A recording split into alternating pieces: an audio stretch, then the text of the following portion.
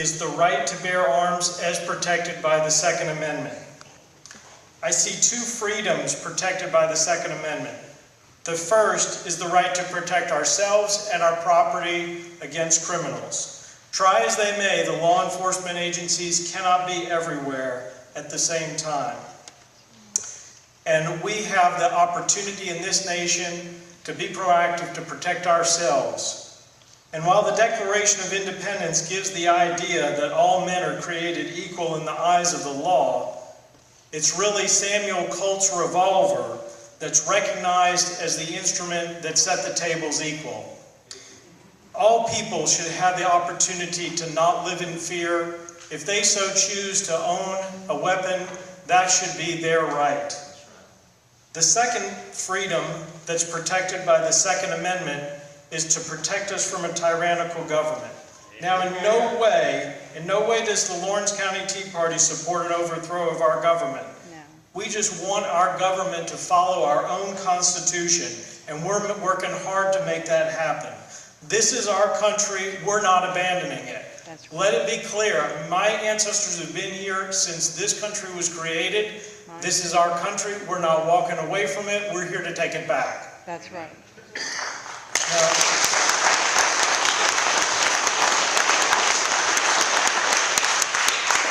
Now, there are going to be people that tell you we have nothing to fear from our government. No worry about it going tyrannical. But, however, my wife, President of the Lawrence County Tea Party, is in Washington, D.C. right now to testify at the Ways and Means Committee. And it's finally out. What we've known all along is that the current administration in power is capable of using the government against its citizens in improper ways. Right. The IRS is being used to bully people who do not share the political ideology of our current president.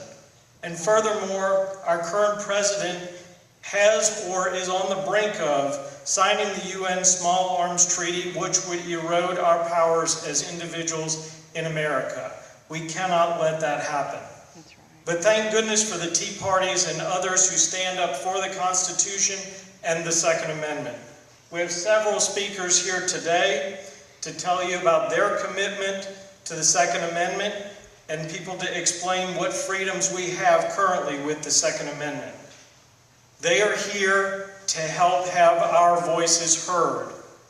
So what I'd like you to do is to make sure they hear your voice. So right now, I'd like you to respond to my questions.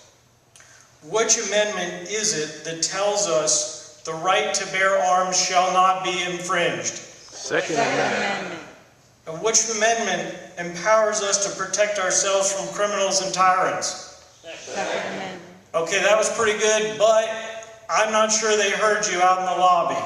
So let me try this again. Which amendment empowers to protect us from criminals and tyrants? Second Amendment. All right, that's pretty good. They probably could hear you in the lobby, but really what we need to do is make sure they hear us in Columbia. So I'm going to try it again.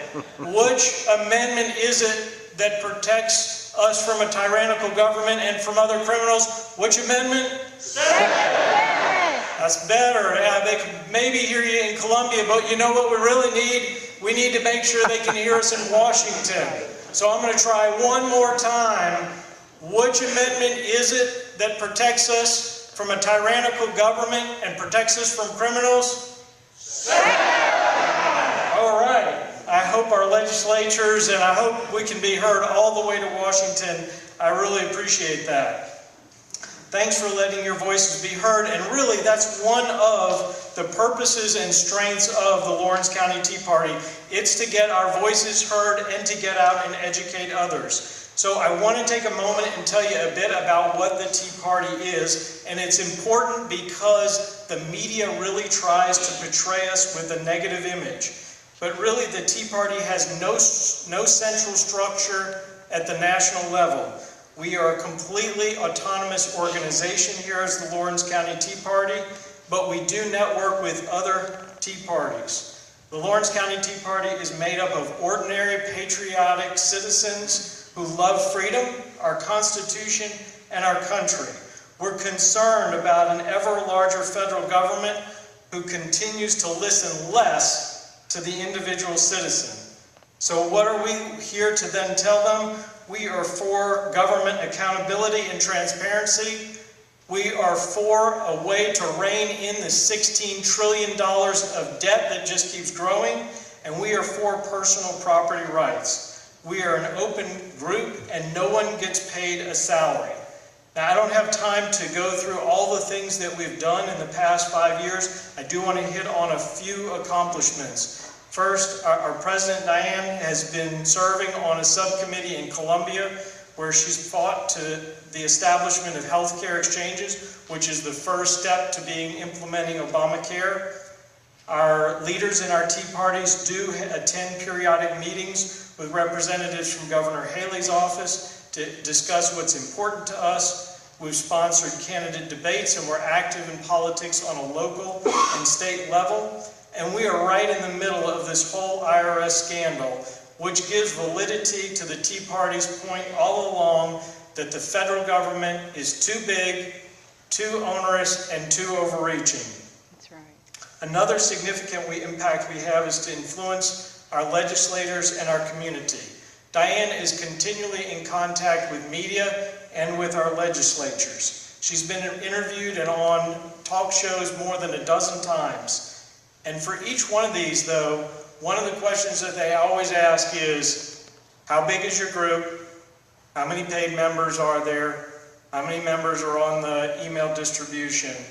And this is where we can really use your help. We could really use you to find out more about the Lawrence County Tea Party and consider joining. It's not about getting your money or getting your dues. If you want to join and you have trouble paying, see me and we'll work something out. The dues are really pretty low. The other thing you can do is get on our email list. That costs nothing and doesn't, put you down as any member, but it will tell you about events. We don't bombard you with emails, but those people who are members can testify that Diane always sends out emails in times where we can take action, and there are plenty of areas to get involved and to really make a difference. We're a group that has great fun together. After every meeting, I'm always pumped up after the meetings. Our last meeting we had a cookout. We have a great team and a great member, and we have a lot of fun. Now I'd like to go ahead and turn this over to our speakers. They will go ahead and introduce themselves. At the same time, Diane or Desiree will pass out some sign-up sheets for the email distribution if you want to be on that. If you want to join in the back as you're leaving. We'll also pass a donation basket to help defray the cost of renting the theater here. Our first speaker was supposed to be Mark Willis, but he's taken sick, so that's very regrettable. Keep him in your thoughts and prayers. Instead, I'm going to turn this over to Mike Pitts. He's the state representative for District 14. Welcome, Mike.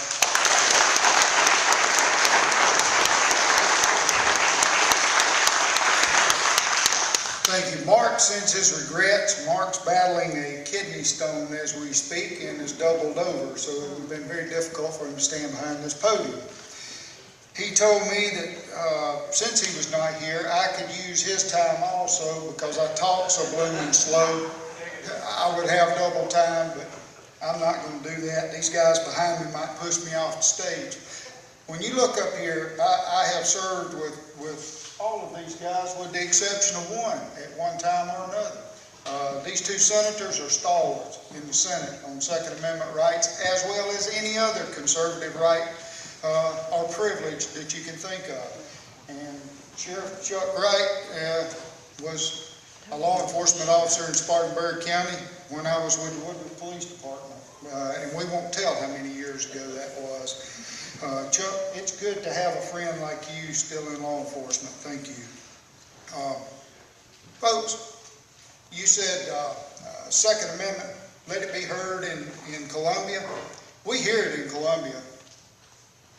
Even what most people would consider our liberals understand and appreciate the Second Amendment. There's only a handful on either side, the Senate or the House in Columbia, that does not understand and appreciate the Second Amendment. Unfortunately, that handful can do damage when they want to, simply by holding stuff up. The Second Amendment is your first line of defense. You are your first line of self-defense. I, as a law enforcement officer, know that in most violent situations, all I'm going to be able to do is a report, because it's going to be over quickly. The FBI reports show us that in the average shootout is 2.5 shots in 1.5 seconds. That's quick. It's done. I'm going to write a report. If you don't have the ability to defend yourself, you're not going to get it done most of the time. So, I understand that. The Second Amendment is. But how about all these safe zones? Don't you feel safe in a safe zone? Like Washington, D.C. One of my staff on the Ways and Means Committee took his girlfriend to Washington last week, and as they stepped out of a taxi cab, a guy stuck a gun in their face and robbed them. Broad daylight. Now, why would a criminal do that? He feels safe in a safe zone. That's who feels safe in a safe zone. Let's take a look at this. Let's compare our president's hometown of Chicago to Houston, Texas. Well, if we want to compare it to Iraq, we would expect the death toll to be high. But let's look at two American cities, population about the same. Houston, Texas, Chicago. Median income, about $37,000. Both have about the same minority population. Here's where it changes. In Chicago, you can't carry a gun anywhere. In Houston, Texas, you can. Number of gun stores in Chicago, 0. Houston, Texas, 84 dedicated gun shops, 1,500 places to purchase a firearm. Homicides last year in Houston were 207. Homicides by firearm in Chicago, over 800. Vast difference. The average January temperature in Chicago is 31, in Houston 63. So Washington's conclusion is cold weather causes murders. Folks, there's no such thing as a safe zone. No. Your ability to protect yourself is vital no matter where you are. That's right. And a safe zone is nothing but a facade. A good friend of mine called it a big facade. The only people safe in a safe zone are the criminals, because they know you and I are unarmed. I was looking back over bills from the last decade of service as your mouthpiece in Columbia. And over the last decade, we have passed preemption. That's to keep New Orleans from happening to you, is to keep local government from confiscating your firearms. We passed the Castle Doctrine. Gives you no duty to retreat from a criminal. We passed tax-free holiday. The Second Amendment Recognition Act. In 02 to 04, I filed for you the Firearms Freedom Act, constitutional carry, and straight reciprocity with other states. Unfortunately, we couldn't get those three passed. We have a good shot at that. Where are we today? Senate 308 is on the House calendar for debate this week. That's restaurant carry. It's got a good shot at passing. I don't think it will pass this year. I think it will be January before it passes. And the reason is it will get pushed to contested calendar by that handful of opponents that I was talking about. Now, I feel these guys' eyes penetrating my back, so I'm going to wrap it up with this. I've given you a dedicated decade of service and adherence to the Second Amendment. I understand the Second Amendment. The Heller decision, the McDonald decisions, both by the Supreme Court told us we have a right to keep and bear arms for personal protection. It's very clear. Even the liberal Supreme Court of the United States recognized that. I will continue the fight for you. Thank you for being here.